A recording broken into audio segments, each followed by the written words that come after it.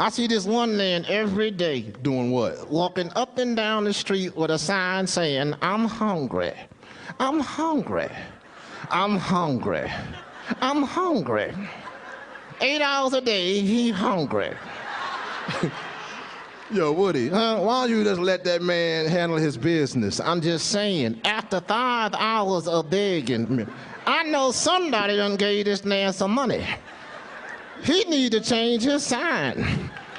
It ought to read, I ate, but I'd like a snack.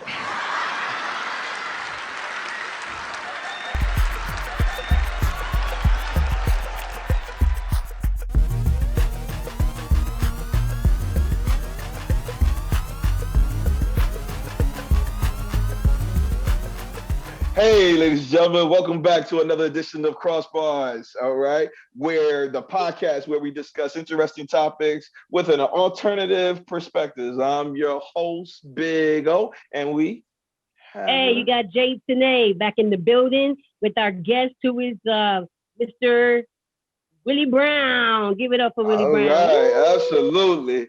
Brother Willie Brown, I'm telling you right now, I know on any of your applications, they automatically knew you were Black. I'm just going to put that out there.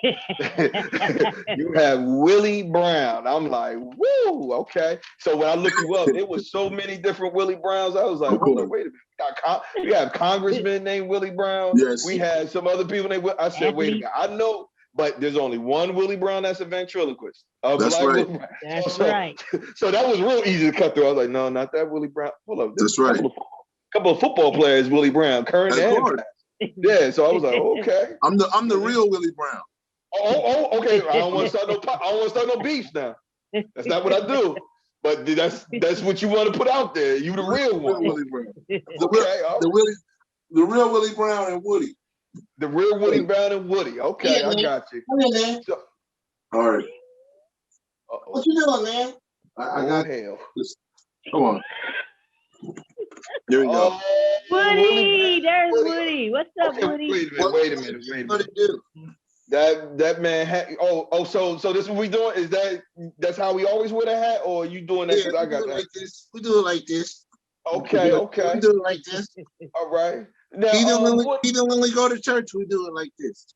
Okay. So okay. So I'm gonna first address Willie. Willie, where are you originally from? I'm originally from New Haven, Connecticut. Oh man. Born and raised. Okay, you up there, Yale University. Yeah. Okay, shout out. I'm a Northern Negro. Oh yes, so you talk back too? we ate fish and grits for breakfast. Oh wait a minute. He's a Northern Negro. All right. So how did you get into ventriloquy? I think the terminology would be. How did you become it? He was a lonely child. No. What happened was when I was a kid, I was into magic tricks, sleight of hand. I was really amazed by magic, but amazed more than most kids because I wanted to know how you really did it. I mean, I was gonna bug you until you showed me how you did it. Or my uncle had something and he made it disappear. And I think it was a screw or something. And I was so fascinated by it. I bugged my Uncle Eddie, man, until he showed me how to do it. And then I remember going to a little magic shop in the mall near where we used to live. And my mother would go grocery shopping and I would go to the magic store and the guy would show me tricks. I was amazed, man. I was glued in.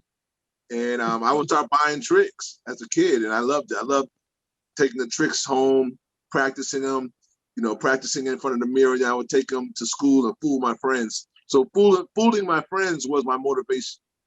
I was that trickster guy. I love doing that. So that's how I got started. So I started from magic, and then it moved to ventriloquism after I saw the television show Soap.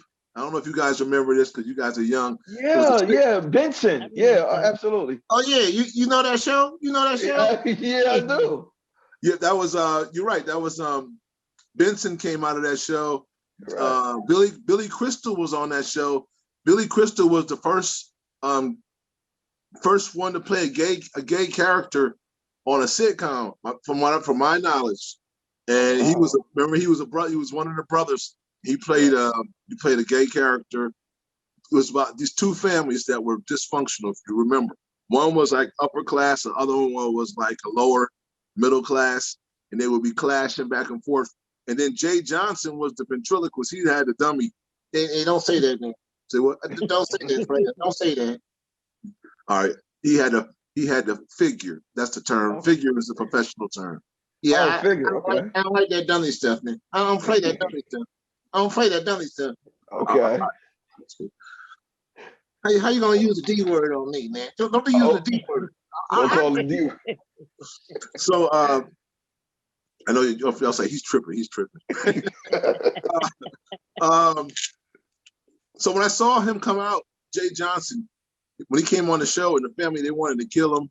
They were choking him and he was arguing with the I said, that's it for me. I love it. I would sit there watching that show. I would be busting up laughing. The whole family would be cracking up and he would like steal the show. And I told my mother, I said, that's what I want to do. I want to be a ventriloquist. He was like, oh, you want to do everything. I said, no, I do. Give me a dummy. And then there you go, player. There you go. I said, give me a figure for Christmas. And she got me a puppet for Christmas. And it came with a little book on how to throw your voice. I just learned the basics. And I followed it. And then I got into a home study course that I found in the back of a comic book. Believe that. Leaders are readers. Wow. Leaders are leaders. Readers are leaders. Okay. From reading the comic book, man, I found out, about the home study course, and I sent away for it. And they would send me lessons every week or every month on how to do certain things. I learned the basics, and I just kept going. And I'm gonna let you guys ask me some more questions. Okay, because it looks like it went from being inquisitive as a child into now a lifelong passion. And I saw one of your inspirational videos, and it said that if you do something that you love, you don't never have to work a day in your life. So I can say, well, you've been working in college, so actually you haven't been working because this was something that it seemed like you really wanted to do. And are you able to sustain yourself, or did you have to supplement your income by doing odd jobs at times? That's a good question, man. That's a good question, man. I've been doing this for like over 30 years, 34 years probably, for full time. I've been able to maintain and not have a job. Ain't that something? Can you believe it? Can you believe this? Hey man, look, it gets a little crazy sometimes, but I'm still hanging in there, and you can do it. You can do it. You just gotta throw yourself into it 100%. And you have your moments. But that's part of life, and that's what builds you up. Like, I'm in a reinventing stage right now. We're all going to get to a point where you have to reinvent. I don't care how good you do. You're going to get to a point where things are going to change because everything in life changes, and you're going to have to shift, or else you're going to be like a dinosaur, man. And you might as well go to Jurassic Park because it's over now. It's over Listen, now. I think right now we all are learning how to adapt because of this COVID. We're shifting and everything. So speaking of COVID, I would have my mask on right now because I believe in 6 feet away or 6 feet under. 6 feet away or 6 feet under. You know what I'm saying? Absolutely. I wear my mask when I'm by myself. why is that? Because I don't know where I've been, okay?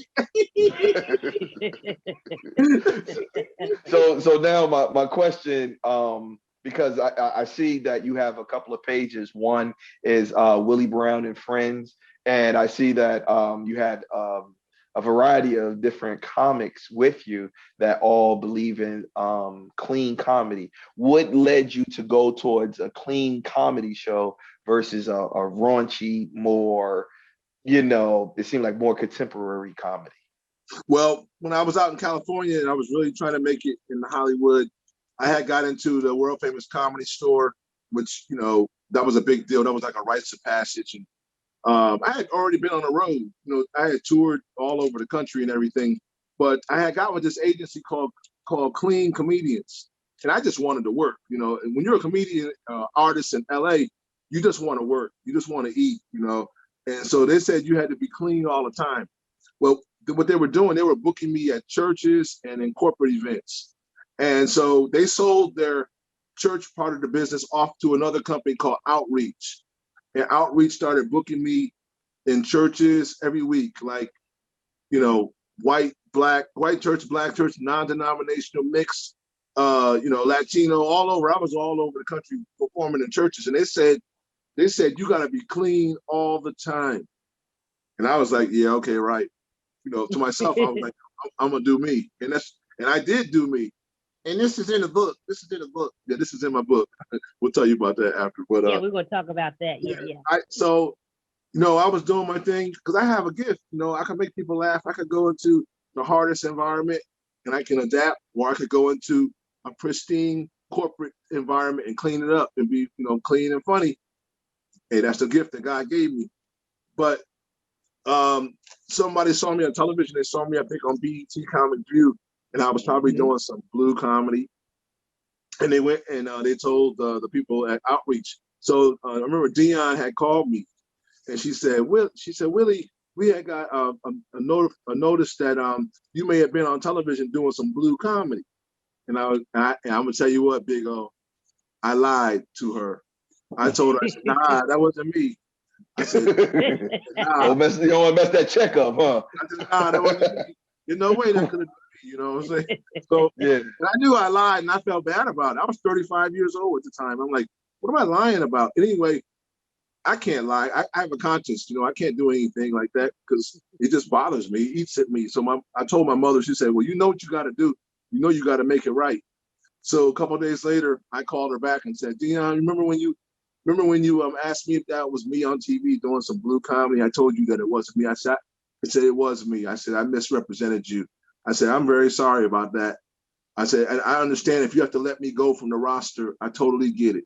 And then she came back to me. She said, you know what, Willie? She said, we really like you. She said, you're the type of person that we want. She said, we had a few other people that had some issues, but we really like you. And all we ask is that you hold up the banner of what we stand for, because we want people who are going to be clean all the time. I'm going to tell you right there, that helped my walk.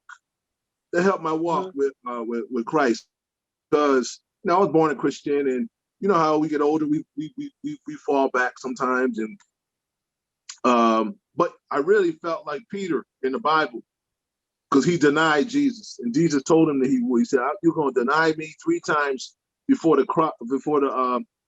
You're going to deny me 3 times. And Peter was like, nah, I'm going to be with you. He's like, yeah, whatever. And he did. He denied him. And I was no better. Because I was like, I lied. And I felt that thing, man. It was convicting.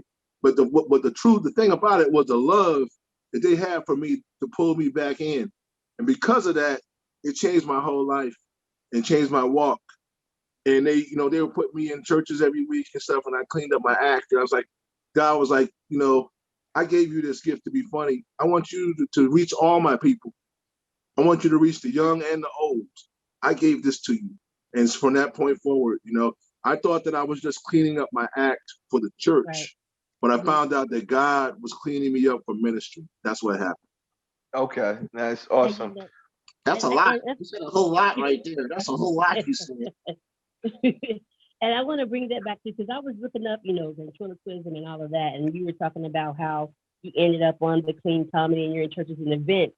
So when I looked up the history of ventriloquism, it broke it down to the words, you know, that it came from. And so it says ventriloquist, it's an act of a stagecraft in which a person creates the illusion that their voice is coming from somewhere else.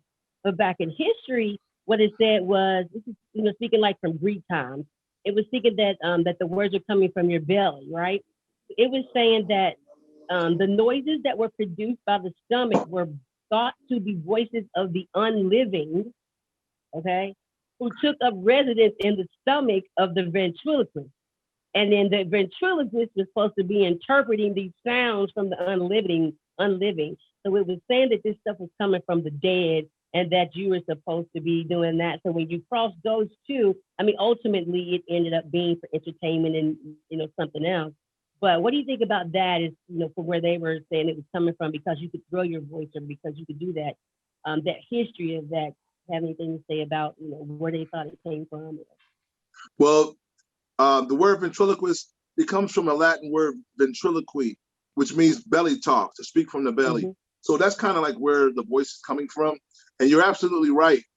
It goes back to ancient times when there were so-called religious leaders, could have been witchcraft, people who were trying to make people think that they had special powers, that they could bring people back from the dead. They would throw their voices into tombs, into caskets. They were using it to make people think that they had special powers, which they didn't. And so there are some people today in church who believe that ventriloquism is of the devil, and no, that's not true. It's based on how it's being used. I'm not sitting here trying to convince everybody that, I got some special powers and I'm gonna take over the world. I'm gonna follow you home tonight. Oh. I'm gonna be your next president. Yeah. It's not like that, It's like it's coming from a good place right here. This is coming from a place of love. So it's all how you use a thing. I mean, it's just like the internet. You can use it for good, you can use it for evil, whatever. Life and death are in the power of the tongue, and those that love it to eat the fruit thereof. Is whatever you speak out of your mouth, that's what it's going to be. So I know who I am. I know who I serve, but that's the history. You're right. That's the history of it. Like anything else, people try to use something to trick people, but we ain't tricking nobody. Okay. Yeah, I remember Willie Tyler and Lester from back in the day, and I know, you were talking about that too. I know you had to say something about Willie Tyler. What was your question for? My question about Willie Tyler was, because it seems like when they were talking about his breakthrough was like in 1972. So I'm just looking at you and I'm like, okay, if he started in 1972, that means that he got 47 years. So I know that his act came first. Has his act had any influence on you? Because when I looked up Black Ventriloquist, it was Willie Tyler and Willie Brown. That's really was the dominant two Black ventriloquists that I saw in comedy. That when I searched it. And has it had effect or anything on what you do? Certainly. He was the first Black ventriloquist that I ever seen. And so when I started, I felt like I had a voice, this voice that you hear right now. Yeah, this voice right here, my voice. Yeah. Mm-hmm. It was like I already had it in me, but it might have been similar to Lester. I don't know. I could have been patterning myself behind Lester, but he was the only Black ventriloquist that you would ever see at that time. And he's probably the most prominent Black ventriloquist. And I'm the next one who's ever been on television. And a lot of my stuff is not even on the web, which I got sitcoms that I was on, the Ricky Smiley Show. Correct. That's not on the web. I tell you that the problem is it's hard to get your clips. When you finish performing for a lot of these shows, as soon as you finish doing the show, they're done with you. They don't even want to give you your a video. I was on Ricky Smiley Show, which I do have a clip that my wife copied from the show itself. It's on Facebook. I got to transfer it over to YouTube, but the quality's not great. But on Facebook, it looks okay. And then I got a couple episodes of Barbershop, the TV series that was on Showtime. Right. Showtime. That showed up. I played Tony and Treasure was the name of the team. I was like a homeless veteran who was an atheist with an overly religious dummy. I also was on Last Call on Bounce TV. I had a nice part on that sitcom. That was last year, and that's on Brown Sugar, the Brown Sugar app. So I got to somehow figure out a way to pull that and get my stuff out there. But hey, man, I'm focusing on my own stuff too, because what you do is what you can control. You can't control what anybody else does. That's just how it is. Absolutely. So when I also looked at some of the people with Willie Brown and Friends, and I saw that all of you guys together collectively were about clean comedy, and I thought to myself, I said, who are some of the largest clean comics. And when I thought about it, I said, man, I know plenty of white ones, but of black ones, there's only two that really comes to mind at the pinnacle or at the highest levels. And one is Bill Cosby, and his situation is unfortunate. And the other would be Sinbad, which he had to reinvent himself, and he's made a comeback. But those were the two biggest ones that was clean comics that I'm talking about African Americans or black ones that I've seen. So when I saw you, I said, "Oof, it's not many." At the pinnacle. I'm not talking about out there. There's plenty of them, but I'm just talking about on mainstream TV. They're highly recognizable. You can see them in several different movies as the premiere or the star of the movie, not just someone that's ancillary or to the background. So that's why I want to ask the question of, who were some of the larger ones that you kind of looked for as far as clean comics? And it doesn't have to be African American as well, or someone who's black. It'd be white or black. You're absolutely right in your observation, and it lets you know a lot about America, right? Okay, what people like. People claim they want clean, but not necessarily. People prefer comedians that use language. I'm just gonna put it out there. It shows. Those are the comedians that you see on TV and in movies, the ones that really rise to the top. And it was just, Bill Cosby, Sinbad, those are the only two black comedians that you really know that really stood out.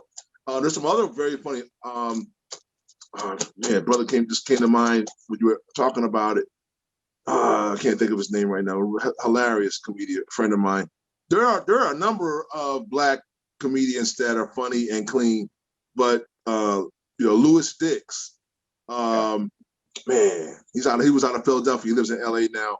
I'm trying to think of this other brother right now. He'll come back to me. There are, but they haven't reached that level what you're talking about. I'm talking about these are some funny cats too. Yeah. Really funny. Mm-hmm. So it says something, about this whole industry. It's like, why is that? Yeah. Why you got to cross the line? You gotta be dirty to be funny. Because really comedy stands on its own. You don't have to be dirty to be funny. Either the joke is funny or it's not. And I'm not gonna sit here and tell you that I'm totally 100% against people using language. That's their own personal preference. My thing is that I don't want to use it for the people that I'm performing for. Hey, you do what you do, who you performing for. But it's kind of like salt in your food. A little salt might be okay, but too much salt, you can't even eat the food anymore. Richard Pryor was, to me, the original article. And I believe that's the way he lived, and that's how he really talked and how he really communicated. You're talking about a man who was raised up in a brothel. His mother was a prostitute. Yeah. His father was a pimp. His grandmother was a madam. The pimps and prostitutes were his friends, hustlers. So he hung around. Of course, that's how he talked. But a lot of people came after him. I think we were trying to be like him. Even when I was out, I loved freedom of speech. It's something about being able to go on stage and say anything you want. There's power in that. But as we're finding out today, there's a price to pay for what you say too. People are starting to pay that price now. You say the wrong thing, you could lose your job. You could lose your influence. It could cost you everything by saying the wrong thing. But it just seems to be that's the way the world is today. That's what they're looking for. I'm looking at. I don't even want to go into it because I could get off on a tangent on that whole thing. No. And that's the beauty. Yeah, that's the beauty of KROSS BARZ and podcasters, where you can say the things because, one, given that perspective can actually spark intellect as well as dialogue going on. So for instance, right, I've, been looking at a lot of different podcasts as well as comedy, for the past 2 to 3 years. So for me, I have a whole bunch of perspectives on these things because one of the funniest things that came out was a podcast / YouTube show was Roast Me, where these comedians just start cracking on each other like you were in the classroom. You know, like we used to, you know, somebody say jonin, we used to say cracking, play the dozens or things of that nature, and then how well you do. And it was just like the same thing I remember growing up in class. Like you knew certain people, yo, stay away from them because they are real funny.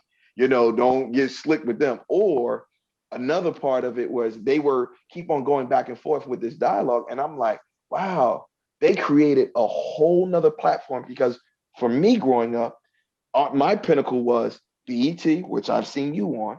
Because when I was a kid, I said, I seen him. I seen him when I grew up. Then the next one was Def Comedy Jam.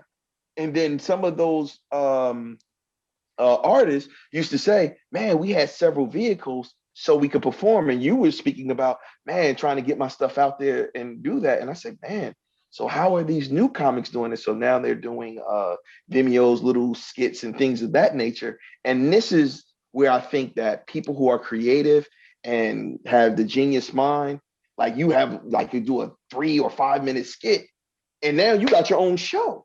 And when I looked at it, I was like, oh my God, we're running things.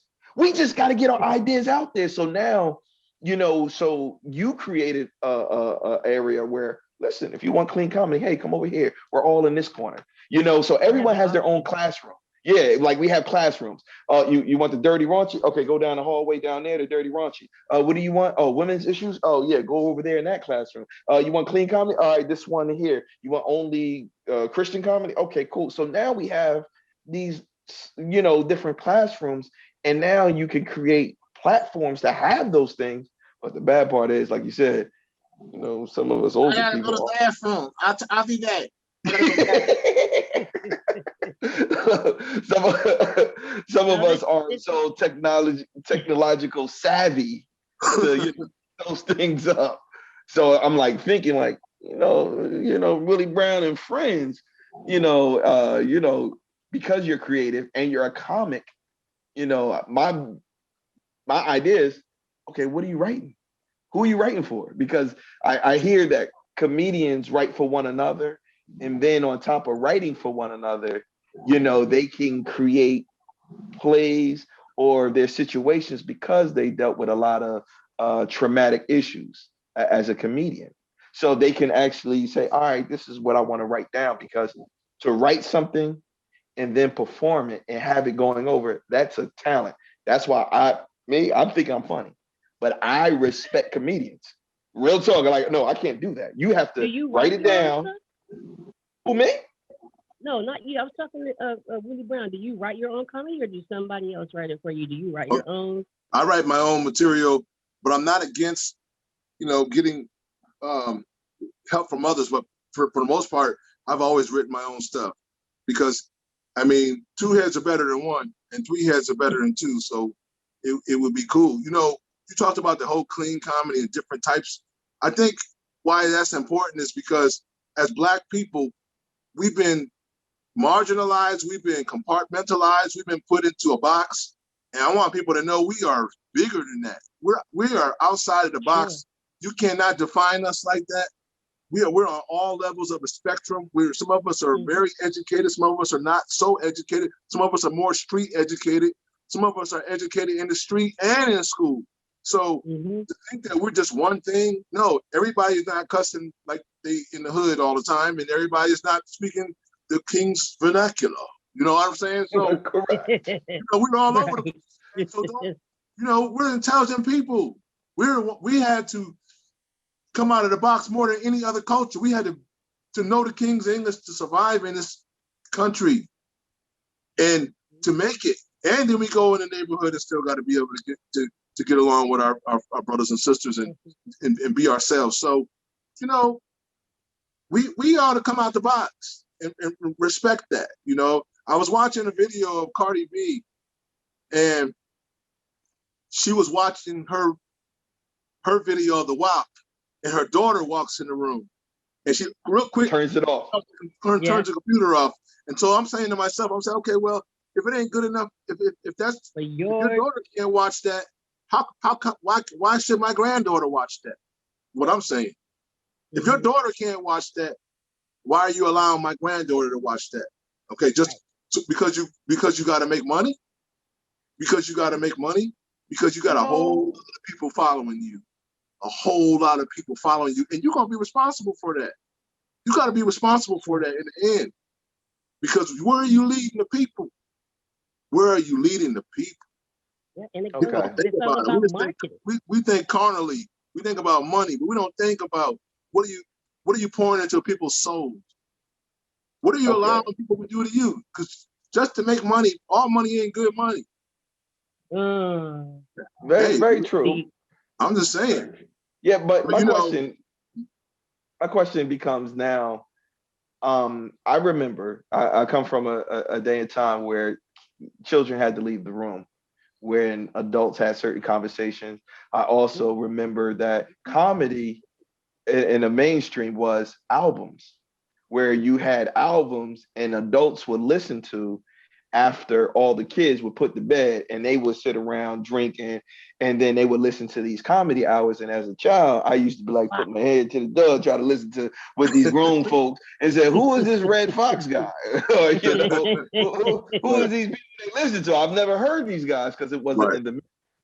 And just to counter the comment you made on Cardi B, I'm not defending her or anything of that nature, but if she's making content for adults and she's saying that her child can't listen to it, she's not saying your grandchild should listen. No, you should do what she said: get out the room or turn it off. The problem is that as a parent, you know, oh, this is not for you. This is adult content, and I think that we need to make that distinguishing, because not everything is for everyone. And so now, yeah, if I do something and I say, okay, I'm in a movie, let's say you're in a movie as well, and it's a rated R or a mature movie because of maybe the violence and language. We're not saying that you're condone. It's like, no, this is art.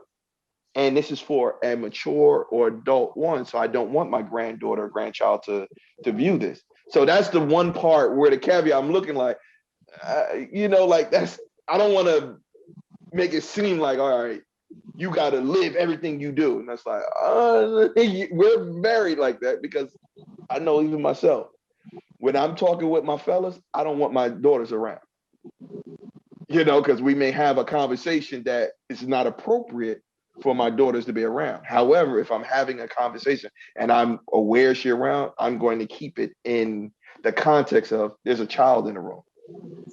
Whereas I know for me, I know I use profanity. I wasn't raised that way. But when people got mad, sometimes they might use profanity around me.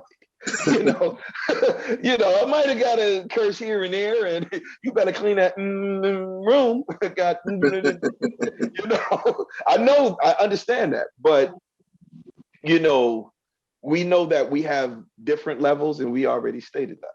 So now, even for you create the comedy and says, like, watch this. Someone says, that's devil worship. We already know that ain't that. You just explained it. Ain't no damn devil worship. That's a talent that you have to do, and also be creative enough to have a a figure to make it like it's alive. Thank you. Yeah. But at the same time, where somebody would cast some type of aspersion that says, well, you know what? I don't allow that because that's voodoo, or that's something that's, obscure. That's not fair. But let's get back, because number one, I'm talking too much. That's why I got something I wanted to add in there. You were talking about just art and, whatever your gift is or your passion. So at what point, if you're an artist and it is about money and making a living, and I know, you don't want to sell your soul at some point, but some people do. Some people do. So what do you say to those people who are up and coming comedians and or from in your lane? What do you give advice to them, or what would you say to them if they wanted to be a comedian and they like, well, I want to be this type of comedian? What would you say to them? And what advice would you give an up and coming comedian? I would say be true to yourself. Because as long as you even if their truth is I'm cussing and I'm saying this like you saying Richard Pryor, that's still being true to who they are, correct? Unfortunately, if that's who you are and you're comfortable with that, because whatever you do, you're the one that has to sleep with it. Because I'm looking at a lot of people that seemingly made it to that certain level. And I'm seeing a lot of people who've had nervous breakdowns. I'm seeing people like the great one, Richard Pryor, who we all consider him to be the funniest comedian of all times. But look at the stuff he went through. He was not a happy man. He wasn't a good father. He wasn't a good husband. He was hooked on drugs. Anybody who buys a kilo of cocaine for themselves, you got a problem. And not only, I'm serious, man. Yeah. You know, I use drugs. I use drugs. It's in the book. It's in my book. You got to get my book. And what's the name of your book? I'm waiting for mine in the mail. Yes, and Still Champion. It talks about my life, and I'm letting people know some things that I have not told anyone because, you know, I know how to clean it up. I look good on the outside, but on the inside, I have some issues, okay, like everybody else. But I'm talking about it in this book. This is an anthology. It's a compilation. There's 7 men who talk about their lives, 7 Black men in America. And we talk about some of the challenges that we've overcome. And I'm telling about it. I'm talking about the whole trying to make it in Hollywood, the things I did, I thought that were okay at the time. I thought it was cool. And the things I had to overcome: divorce, separation, foreclosure, bankruptcy, addiction to substances, you know, weed, alcohol, cocaine, sexual addictions. All this stuff is in the book. Oh, it's real. Okay? Oh, wow. You want to find out about it? Go to we don't. AuthorWillieBrown.com. AuthorWillieBrown.com. Okay, all right. Author Willie Brown, because you said a whole bunch of stuff. I was like, hold up, fam. Okay, you still standing? Like, okay. And that's me. But you have, yes. That's just me. I'm not even. I'm not Richard Pryor. I'm not at the level he was at. It was so bad for him. The drugs made him light himself on fire. That shows you how much he hated himself. Now, you're wondering, like, what? This guy had everything in his hand. He had Hollywood. He could do anything. He had all the money. He had movies. He had fame. Everybody loved him, but he wasn't happy. Dave Chappelle, when he ran away from the $50 million deal with Comedy Central, something was going on there. He ran all the way to South Africa. Something was going on? Martin Lawrence in the middle of the street in Hollywood, running around. I don't know. One time they said he didn't have no clothes on. Another time he had too many clothes on and a gun. So I don't know what happened. You at the top of the world. You got everything. And then Whitney Houston. What happened to Michael Jackson? What happened to Prince? Right. Why is it that people reach this high level that everybody aspires to, but they lose their life at such a young age? What is it? What's going on? What's really going on? You tell me. Pressure. And you said, go ahead. No. I was just looking at you, brother, and right now, just through the lens of Zoom. Did anybody ever tell you look like an older Malik Yoba? Like, I'm sitting there looking. I've been hearing that lately. I don't know. I look like every Black man. I've been told Scottie Pippen. I look like. Yeah, I just look. I was like, man, this looks lineup. That's me. Yeah, if Malik Yoba came out with a life story and he's like, all right, we know who the dad. Okay, all right, here. Like, it's gonna be Willie Brown. You know what I'm saying? Like, right there, Willie Brown is gonna be the dad. Absolutely. But even Malik Uncle Rufus. He looks like me. That's what he look like. He look like me. Look. Oh damn! I'm thinking Uncle Rufus is shooting blanks, but you telling me you claiming father? Look at the nose. Look at the nose. Okay. All right. He's from the book. What's the deal, Big O and Jason? Wait, hold up. I'm cooling, Uncle Rufus. I'm cooling. Uncle Rufus, you got to tell us, man. Were you paying child support? Did they put in your child support, Uncle Rufus?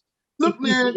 Look, I'm gonna tell you right now. I was working with this man for years, and they was taking part of my money to pay his child support. What you talking about? It wasn't even my kids. They taking my money to pay his child support. You know something wrong with that. Something wrong. So you gotta pay child support for grandkids?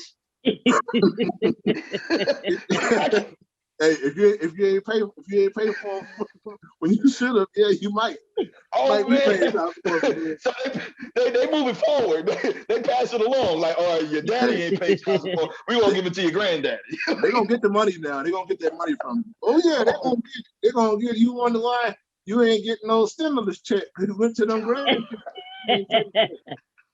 Oh man. So wait a minute. So how you stay so fly? Because you know you got the canary yellow suit. Hey, well, you know what it is. You know what it is. You got the represent. You got the represent. Okay. And tell me, you seen our show? Rufus got a special. I don't know if you've seen it on YouTube. We got a new special. It's called Minister Deacon Uncle Rufus Preaches. You gotta watch Minister Deacon Uncle Rufus. Every Sunday he preaches a sermon. Every Sunday at around 11 o'clock, and it's on Facebook. It's on YouTube. It's funny. It's comical, but it's the word. It sounds, but it's really funny. And he got another one, Bible Trivia with Uncle Rufus. I got some funny segments. I got Don Lemonade. I don't know if you've seen that. It's a Woody plays a spoof on Don Lemon from CNN. It's called Don Lemonade of CNN. It's getting real popular. You're gonna be seeing it. It's funny, man. Funny okay, so how see right then and there. So how do you come up with all of your characters? Like, how did you give the thought to Uncle Rufus? And she said drugs. You put your business out there. No, I got this stuff in my mind. I mean, I'm a big kid. I got a lot of stuff. You all ain't seen nothing yet. I'm getting ready to explode. I got all these ideas. Great. The creator showed me. He showed me a new Disney. He showed me a new Sesame Street. Just think about this. One character helped to make Disney, Mickey Mouse. Correct. Mm-hmm. That one character turned into movies, animated features, an amusement park. Mm-hmm. Disney owns ABC. Which owns ESPN. Which owns ESPN. Correct. Wow. From a mouse.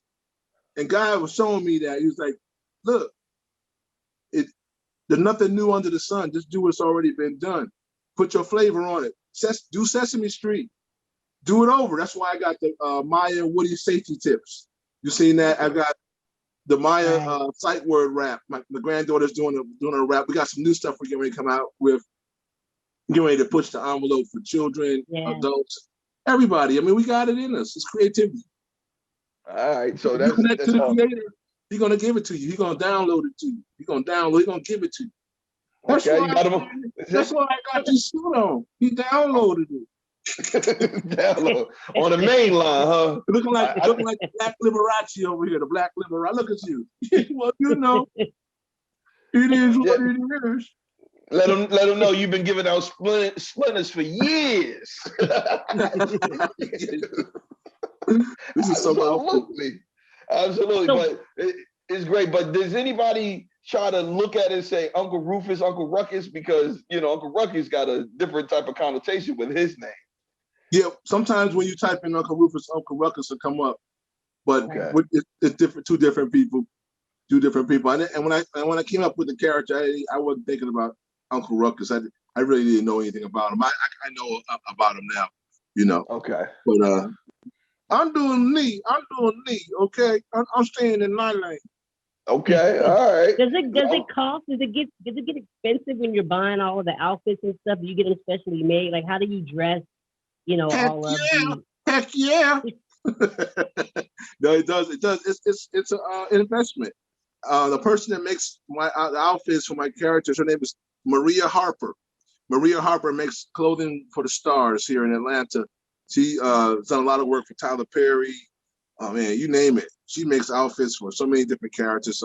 David and Tamla Man. Man, a lot of the Atlanta people. Goody Mob. She makes all kinds of stuff for these characters, these different people. And so she makes the clothes for my characters. She's good. Okay. She's the best. Okay, so that's pretty awesome. Yeah. So did you ever get, like, when you were, I'm just taking it back a bit, but did you ever get, like, made fun of, or did it affect your relationships? Because I watched the movie Dummy, and don't say that. That was the name of the movie, and in that movie, he's so sensitive. He took his dummy everywhere with him. He took him on dates. He took him out to the park. He was sitting at dinner eating with him and all of that. Did it affect relationships or anything by you doing your characters or anything like that? That's a good question. When I was a kid, starting out at 13, I wouldn't let anybody know that I was doing it except for my immediate family and my cousins, close cousins, because I didn't want them to think I was playing with dolls. This was I was 13 years old. And that's true. I felt that way. But as I got older, I didn't care. There's times I took them to the grocery store with my mother, just playing around. But no, I think I made being a ventriloquist cool. Honestly, I'm a 6'4" black ventriloquist. I should have been playing basketball somewhere, but I'm playing with dummies. But hey, look, I've done it for a living, and it's taking me around the world. You can say what you want to say. We're going to the bank in a moment. What's your best? That's the best trip. That's the best trip right there. We're going That's to the the best bank. trip. Come on, we're going to that is. Come on. That's right. That's right. Absolutely. You know what's crazy? Do your dog wear suits like this? Do your dog got suits like this?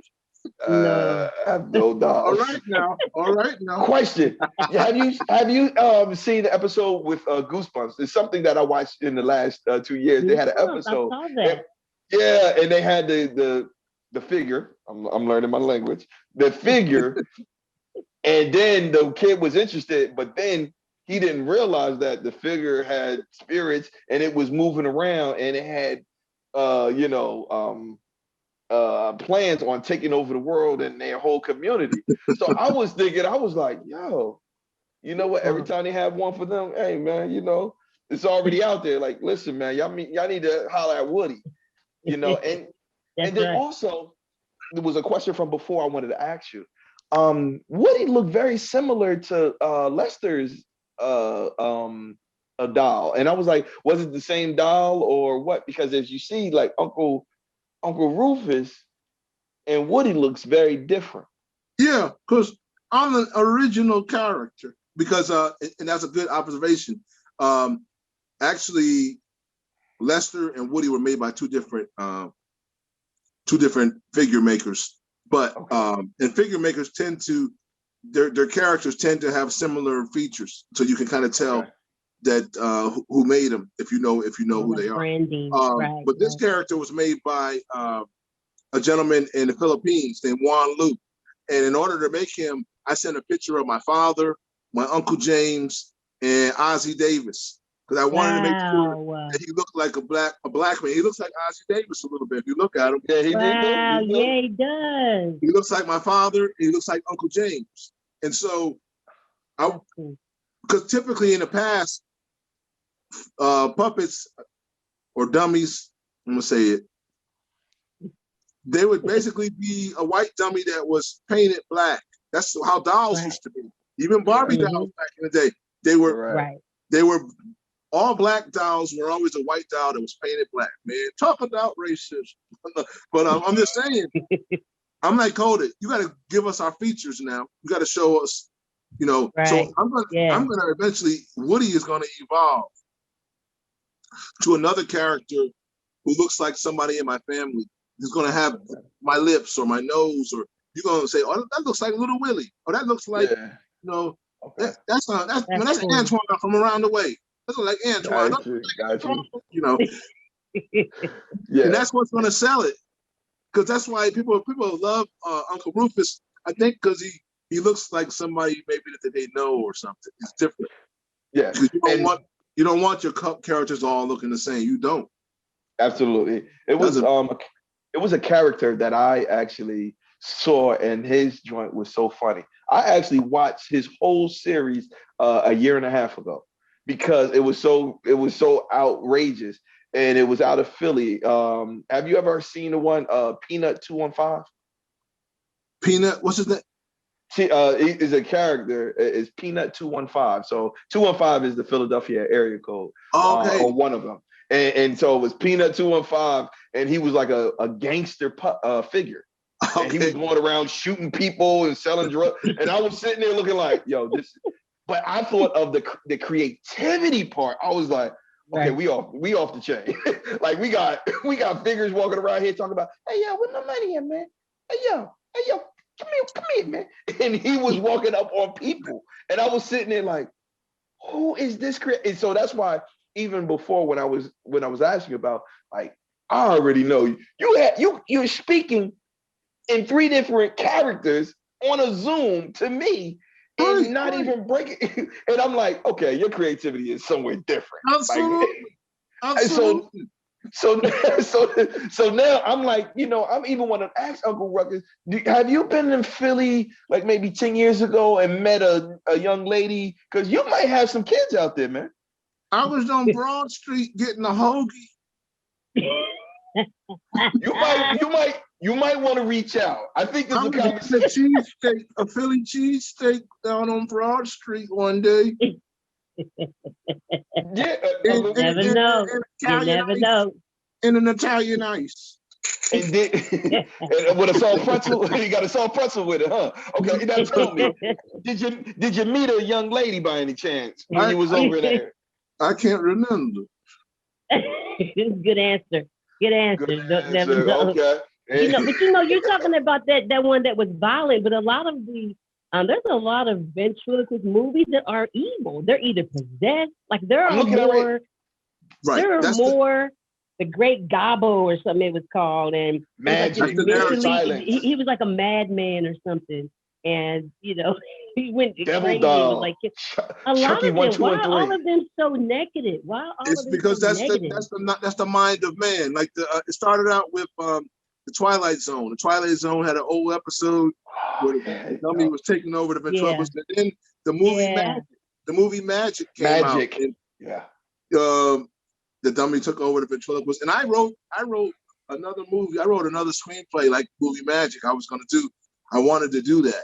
I had the screenplay. I was going to call it Black Magic, and I was going to do a take on that whole thing. And but I'm in a different place now spiritually, so I don't know if I would do that or not. I have to think about it, but I don't know. There's some things that I won't allow myself to do that will probably open up some doors for a lot of opportunities as far as more money, but I don't want my characters to be ratchet like that. I just got you. I feel like my God is bigger than that, man. I'm just like, I gotta go down to that level to make, I know, people will like it. If give me your money, man. I ain't playing with you. like Jeff. Like what? No, I was saying, like you were saying, making money, and I was looking at, they had like these top 10 ventriloquists, and there was no African American ventriloquist in the top 10. But they had Jeff Dunham. They need to redo that list. They sure do, Uncle Rufus. They sure do.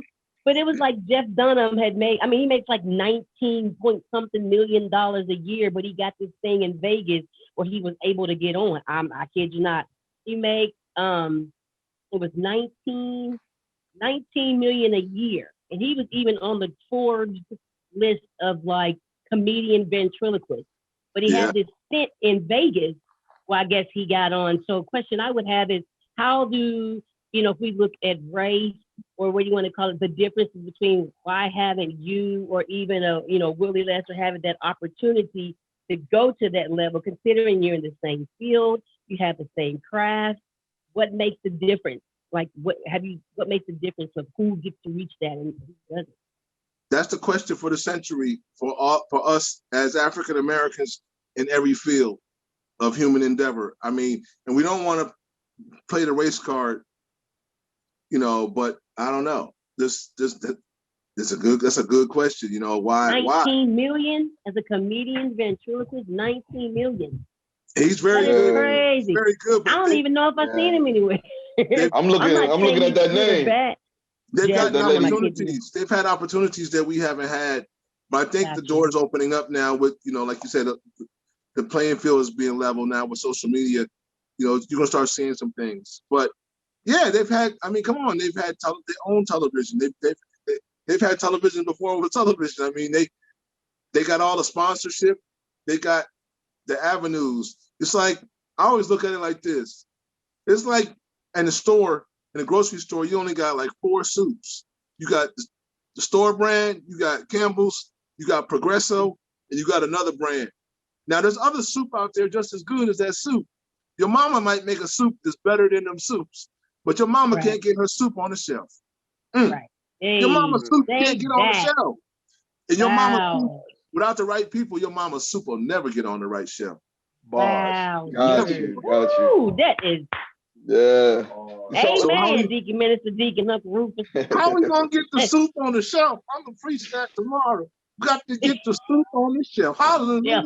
Got to get the soup on the shelf. Glory to God. Glory to God. Absolutely. Gotta get the soup on the shelf, Big O. Gotta get the soup on the shelf. Yeah. When I was listening to Jay to Tanae and she just said 19 million, I looked down, I said, who makes it? The Mary lady makes the suit. She makes the suits. I was like, hold on, how many? I said, whoa, I'm gonna have to do something. But you know what? God, well, we serve a mighty God, man. God takes all that into consideration. All that money ain't gonna mean nothing when you leave this earth. Facts. That you did all this and you had all that, you had the biggest house and you had the Lamborghini and the Bugatti. It don't mean nothing when you meet the Creator that one day, when He asks you what you did for me, because you're gonna stand before Him one day. You're gonna have to answer. You're gonna have to answer. I'm trying to tell you.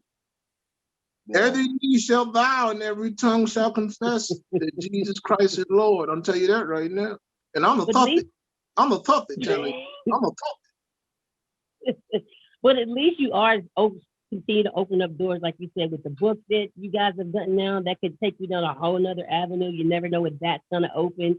And with the book, I know I'm kind of regressing a little bit, but I did want to mention this because part of the I guess prelude to the book, and they were saying with you guys how with the stories that you all told, it says that exploitation. Excuse me. I gotta go to the bathroom. Excuse me. Okay. You gotta go to the bathroom. All right, I'm sorry. That's okay.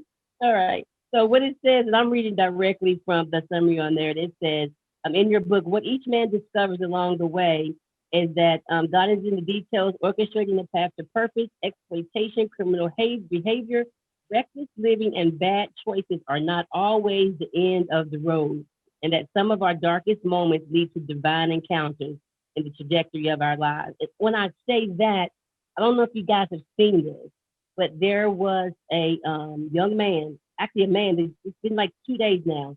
He was the nation's oldest juvenile lifer. He just got out of the prison after 68 years. He went in when he was 15 years old. His name is Joe Ligon.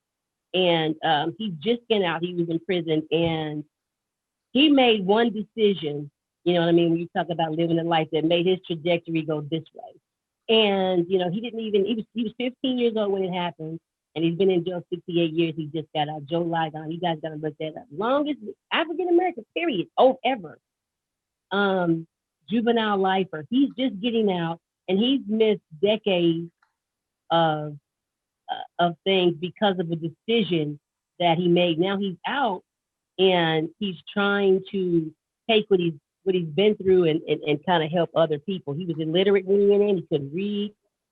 His mom and them took him to school. I think he didn't even get in school until he was like 12. By the time he was 13, he's not working out. So he did all of this, and he was kind of, you know, he was put in jail all these years. So the trajectory of our lives does take us on a path somewhere. But for African-American men and the choices that we make, and you two can speak on that, have you ever been in a situation where you thought, oh my goodness, this decision I made took me here, but it didn't? Yeah, probably plenty of times in my life, you know. But you know, the funny thing about it, you know, you're going to end up where God wants you to be. You're going to end up where your Creator, I believe, has destined for you. Like, you can't run from it.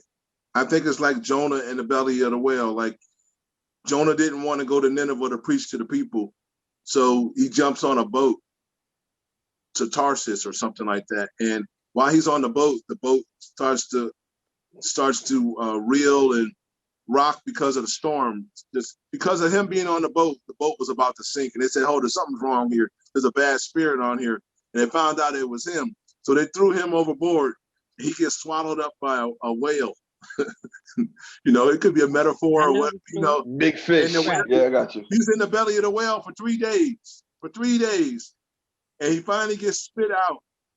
And when he gets spit out on the beach. but he's not far from Nineveh. He had to go through all that to get to where God wanted him to be. Anyway, what I'm saying is, you know, I believe our destinies are already written. You know, you can choose to do things to take you on a different trajectory, but eventually you're probably going to end up close to where you're supposed to be. I see that in my life. I mean, I'm 58 years old, and you know, I made a few bad choices. You know, overall, for the most part, I did pretty good. You know, but if you don't learn from those mistakes, that's the problem. You got to learn. You don't want to be an old fool. You know? Right. You know, so I'm thankful. You know, I'm thankful for what I went through, because God takes what you go through, and that's what creates your story. That's what creates your legacy. It's your times and your weakness. That's when you get broken. That's what builds you up, when you get broken. You know, and we're all going to get broken at some point. Everybody's going to be broken at some point in your life, and hopefully you're going to come out of that on top. You know, it's not going to be easy when you're going through. But when you look back over your life, it was those painful times where you grew. You always grow during the pain. You don't grow when everything is fine and melancholy. I grow when my show is tough, when people don't really like me, they're not laughing. That's when I grow. I don't grow when they're falling out in their chair, cracking up. I grow when they're not laughing at me and I'm walking to the dressing room. I'm like, whoo, boy, am I in the right business? What happened? That makes me go into my notebook and say, hold up, I need to look at these jokes again. That joke didn't work. That joke didn't work. Yeah, so, I know people that quit because of that. I seen people have a bad show and quit because of one bad show. Man, you can't quit because of one bad show. You got to keep going. Got to keep going. So my question: there's treasure in that. There's treasure in pain. Yeah, absolutely. So my question now is that when you start trying out new material, as you were saying, like you're going to, you know, try this joke or whatever, do you have a home city where you like to try things out? Because I know as comedians, you know, you told us you're from Connecticut. Right now, it sounds like you're more or less in the Atlanta region, or, you know, for a time you lived in California. Is there a place where you says, you know what, I'm breaking out a whole new, you know, material a bit? Is there a particular place that you like to go, or city that you like to be in when you're trying out new material? Well, anywhere where you can get in front of an audience, but typically, you know, you can comedy clubs, open mics are always good places to try out new material, because they're gonna let you know if it flies or not. And then, you know, hey, the joke might not work that good tonight, but it might work better tomorrow night or the day after that. And that's the funny thing about comedy. You can't tell. You can never tell. It's like you could tell the same joke today and it kills, and tomorrow people are not even really laughing at that joke. So a lot of times it's in my gut though. Like my gut tells me if it's funny. I can tell if it's funny. I know, I can feel it inside of me if it's funny and if it's gonna fly on that show. I can get material sometimes just before the show, and I'm gonna use this, and it's gonna be funny. I can tell. Okay. Because I know even. Yeah. I was blessed that I didn't have to go. My elevator didn't have to go down to the bottom floor. Okay. Everybody got a bottom. Everybody got a bottom, but some people are high bottom. Some people got a low bottom. I'm a high bottom because I don't like that much. I don't like that much pain. Okay. I'm like, okay, I got it. Look, my mother, I never forget. I never forget when I was at home in bed. I was young. I was a young man. I was in high school, and my parents used to let me drive the car to school. And my mother called me from the bottom of the steps. They call me Lloyd. That's my middle name. She said, "Lloyd, what's this about you using drugs?" And that'll wake you up when you sleep. You know, when your mother.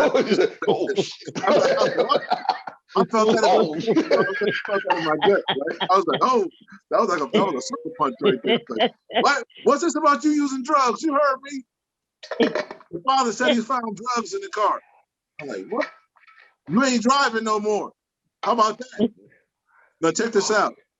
I felt like I let my mother down. She felt bad. She couldn't even look me in the eye to tell me. Think about that. I'm in my bedroom. She's at the bottom of the steps. I never laid eyes on her. She never spoke to me eye to eye to tell me. But I knew that she didn't raise me to be, you know, on drugs. You know, parents don't want their kids to be on drugs. I was smoking weed, you know, which it ain't the worst thing in the world, but it is the gateway drug, though. It is the gateway drug. It'll take you through some other gates. Yeah, give me some of that heroin. I want to go right there. I need some heroin. You're gonna start with weed. You're gonna graduate. You're gonna do a little cocaine. Then you're gonna go to heroin. You don't go straight to give me that snack. I want some snack. You're gonna graduate to it. It is the gateway drug. It is the gateway drug. You say what you want. Now, if you're strong, you might not have to go beyond that. And if you're cool, you can handle it, you ain't gotta smoke weed every day, you might be all right. But anything you gotta do every day, you need to check yourself because apparently, I don't know, maybe you don't like life on life's terms or something. I don't know. I'm just saying. You gotta do it every day. All right. Well, I don't know. You gotta do it first thing in the morning when you first wake up. When you first wake up. Yeah, wake and bake. Yeah, okay. First wake up. Yeah. Wake and bake. I got you. Absolutely. I'm just saying. Cocaine is addictive. That's a whole nother beast. Not right that there. I know. Woo! Cocaine is a cocaine. There ain't no joke. Cocaine. Look, it's in the book. I was smoking crack and paying my tithes. Hey, come on. Whoa. That don't add up. It happens. I'm definitely getting the book. I'm waiting for mine in the mail. I wish I would have got it earlier, That's but crazy, I'm waiting right? for mine. That's You crazy. might have to do another one and come back and talk about the book. You know what I mean? Well, You never know. Yeah. When I found out that this book is just an opener for my next book, I got books in me. Not just me, but you all too. You have books. Oh, I do. You got books, not a book. You got books. We got books in us. We need to tell our story. Stories, facts tell, stories sell. Facts tell, stories sell. Stories are what people are going to remember when we're not here anymore. Well, I know I got some books in me. I really do, and I've had them, and they've been sitting. You know what I mean? So, it's good to have things like this, and people who, instead of having it in your mind, you know what I mean, you've actually manifested it. You know what I mean? And so, some people need that push, just to get it out, and then that team or that support system that'll be like, all right, now I need you to do it, or like you say, you just have to make it up in your mind that I have to do it. There's no excuses.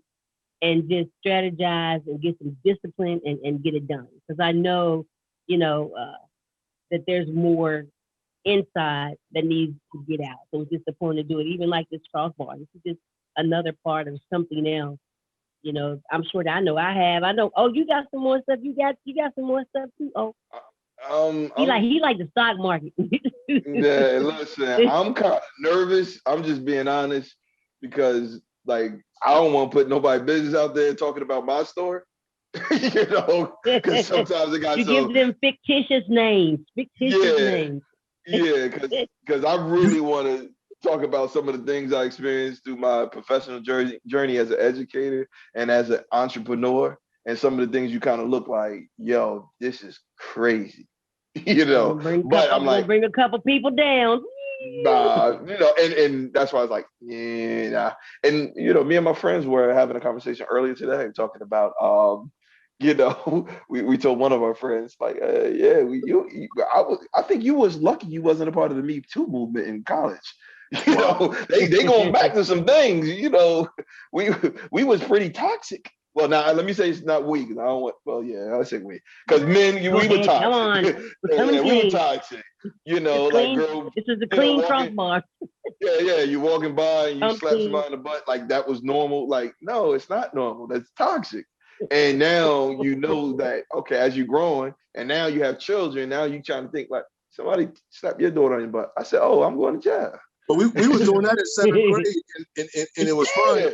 It was fun, and it wasn't. I don't think we didn't mean it like today. Your kid could be considered a sexual offender for doing that. Very true. And they put in, and what it happens is they're putting a criminal label on a child real early, and where I'm like, okay, so what is child mischief and what is a criminal behavior? I said, now running past a girl and slapping her butt while she jump rope, and now she dropped the jump rope and chased you around, which you wanted anyway because you wanted attention from her. But now she tells the teacher, and now you get put on a sexual deviant list. That's not good. Right. That's I seen the movie The Wood. Just think about it. He slapped her butt and she said, I'm gonna get my brother to beat you up. Now think about it. Her older brother come beat him up. Now think about the labels you can put on it and say, okay, he assaulted a child. No, the big brothers, that's the role of big brother. Beat up people who mess with your little sister. It's like in a job description, like, all right, so, I had you first. Every parent wants the boy to be older than the girl. So the things I can't do, all right, I can send you outside. I can't beat that little kid up. But you know what? You're only 3 years older. You can do it. So now it's I didn't have no big brother. So I bet you, if you ask your parents, they're gonna say, we was trying. we was trying to have a boy first. Because you can say, oh, walk to school with your brother. And your brother walking around, yeah, that's my little sister. Yeah. You see anything wrong, you come tell me. And it's like, she got a big brother. Even as a mentality as a younger kid. Oh, she got a big brother. And then you knew some of the bullies, not even bullies, cats that just was about that life. You'd be like, oh, they got a little sister. And Lord forbid, if they was cute, you kind of was like looking at the risk reward. Do you want to mess with her? Do you really want to mess with Tamika? Because, her older brother, Thomas, he's known for punching people in their face. So now you kind of playing it out. But yeah, I feel you. But I'm rambling. So thank you, Brother Brown. Absolutely, Brother Brown. Thank you for having us. Tanae, you gonna take us out? Yeah, I want to hear from Woody or Uncle Rufus before we leave. Let me just say goodbye real quick before we roll out. Okay. We want to hear from you. What? Yeah, come on. What? Hey, what's up? Woody. Hey, Woody, you was missing. Took a long bathroom break, but before we get out of here, we wanted to shout out and say what's up. Anything you got to say to the people before we end the KROSS BARZ show? Was it number one or number two? I want to tell you, go ahead and order my DVDs. You can cash out me at Willie V. Woody, Willie $ Willie V. Woody. Get the DVDs. You're gonna love them. They're gonna make you laugh. Go to our website in WillieBrownandWoody.com. Yeah, that's good, right? Yeah, and you can email us or whatever, and whatever you want to get, we'll help you get it. Get the book. That's right. Get the book. Don't make sure you get the book so you can find out what's going on with this dude. This dude right here, he got some issues, but it's in the book. And I think that's go to my YouTube channel and look me up, Don Lemonade from CNN. Don Lemonade. CNN. All right. And subscribe, share, and comment. All right, you got it. Gotcha. Last but not least, going to take us out of here. This is Tanae. Yes. This is Big O. All right. And we end out with Willie Brown and friends. Peace out. And you know what? It's all wood. It's all wood. It's all wood. It's all wood. It's all wood. Out of here. It's all wood. Yo, that was great. That was great.